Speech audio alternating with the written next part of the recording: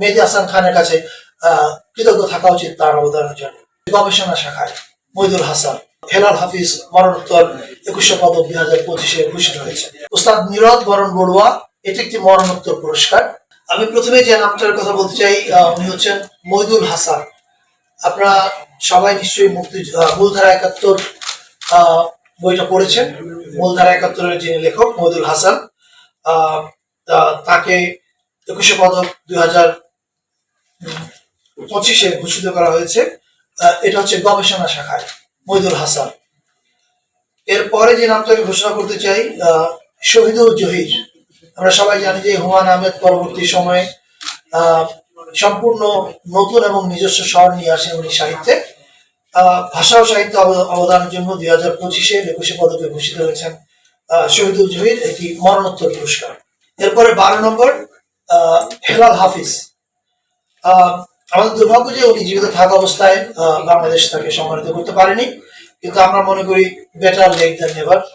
So এই বছরের ভাষা ও সাহিত্যে হেলাল হাফিজ মরণোত্তর 2100 পদক 2025-এ ঘোষিত হয়েছে। এরপরে যে নামটি আমরা বলবো, এটি হচ্ছে সমাজ সেবা শাখায় মোহাম্মদ ইউসুফ চৌধুরী। উনি চট্টগ্রামের একজন বিশিষ্ট সমাজসেবক। ওনাকে সমাজ সেবা শাখায় মরণোত্তর পুরস্কারের জন্য ঘোষিত করা হয়েছে। এরপরে যে 10 নম্বর যে নামটি আমরা ঘোষণা করবো, সেটি এক্সেপশনাল। এটা অনেকটা কি বলে সাধারণ রীতির একটু বাইরে আমরা র্যাডিক্যাল হওয়ার চেষ্টা করেছি, এবং আমরা মনে করেছি যে এটা এই সরকারের পক্ষে এই র্যাডিক্যাল হওয়া সম্ভব। সেটা হচ্ছে যে অভ্রর জনক মেহেদী হাসান খানকে বিজ্ঞান ও প্রযুক্তির জন্য 2100 পদক 2025-এ ভূষিত করা হয়েছে, এবং আমাদের সরকার এবং রাষ্ট্র, আমি মনে করি যে আমরা মেহেদী হাসান খানের কাছে কৃতজ্ঞ থাকা উচিত তার অবদানের জন্য।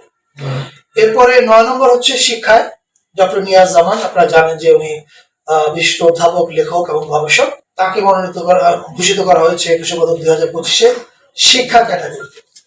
এরপরে যে নামটি আমি বলতে চাই, সেটা হচ্ছে ডক্টর শহীদুল আলম। আমরা সবাই জানি যে দৃকের প্রতিষ্ঠাতা, ফটোগ্রাফার এবং ফটোগ্রাফি শিক্ষায় তার অসাধারণ অবদান আছে। শহীদুল আলম ভাইকে 2100 পদক 2025-এ ভূষিত করা হয়েছে সংস্কৃতি ও শিক্ষা এই ক্যাটাগরিতে। এরপরে যে ক্যাটাগরি, সেটা হচ্ছে সাংবাদিকতা ও মানবাধিকার। এই ক্যাটাগরিতে 2100 পদক 2025-এ জন্য ভূষিত করা হয়েছে মাহমুদুর রহমান, আমার দেশ পত্রিকার সম্পাদক মাহমুদুর রহমান সাহেবকে। এরপরে আছে সাংবাদিকতায় আরেকজন, এটা একটা মরণোত্তর পুরস্কার, মাহফুজুল্লাহ। উনি আপনারা জানেন যে মিডিয়া জগতের খুবই একজন ইম্পর্টেন্ট পার্সোনালিটি। তাকে 2025-এ 2100 পদকে ভূষিত করা হয়েছে। এরপরে যে নামটি আমি বলতে চাই, শিল্পকলা, চিত্রকলা থেকে তিনি হচ্ছেন রোকেয়া সুলতানা। উনি জানেন আপনাদের দেশের ছাপচিত্র এবং ছাপচিত্র উনি অনন্য, এবং ওনার এই ভূমিকার জন্য রোকেয়া সুলতানাকে শিল্পকলা, চিত্রকলা ক্যাটাগরিতে 2100 পদক 2025-এ ঘোষিত করা হয়েছে। এরপরে যে নামটি, সেটাও শিল্পকলার আলোকচিত্র ক্যাটাগরিতে নাসির আলী মামুন। আপনারা সবাই জানেন যে পোর্ট্রেট ফটোগ্রাফিতে উনি অদ্বিতীয় এবং অনন্য।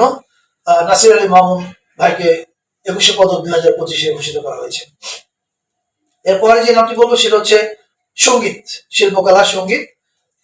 এখানে বিশিষ্ট নজরুল সঙ্গীত শিল্পী ফেরদৌস আরা, তাকে 2100 পদক 2025-এ ভূষিত করা হয়েছে।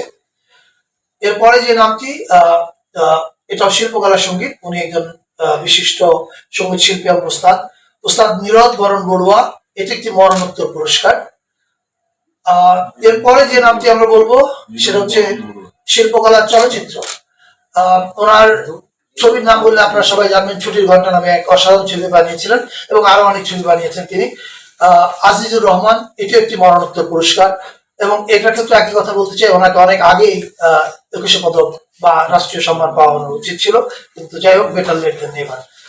এরপর আমরা শেষ যেই নামটা বলতে চাই, এটাও যেটা বললাম যে আমরা এবার একটু র্যাডিক্যাল হওয়ার চেষ্টা করেছি। এটা একটা দলকে এই পুরস্কারটা দেওয়া হচ্ছে, সেটা হচ্ছে বাংলাদেশ জাতীয় নারী ফুটবল দল। তাদের ক্ষেত্র হচ্ছে ক্রীড়া, কিন্তু এটা আপনারা এটার বিষয় এটা আমরা শুধু স্পোর্টিং ফেনোমেনার কারণে তাদেরকে দিচ্ছি না, এটা পরিষ্কার করে বলা ভালো। আমরা মনে করি যে বাংলাদেশ জাতীয় নারী ফুটবল দল স্পোর্টিং অ্যাচিভমেন্ট যেমন তাদের অসাধারণ, এটা একই সঙ্গে একটা ভেরি ইম্পর্টেন্ট কালচারাল ফেনোমেনা বাংলাদেশের।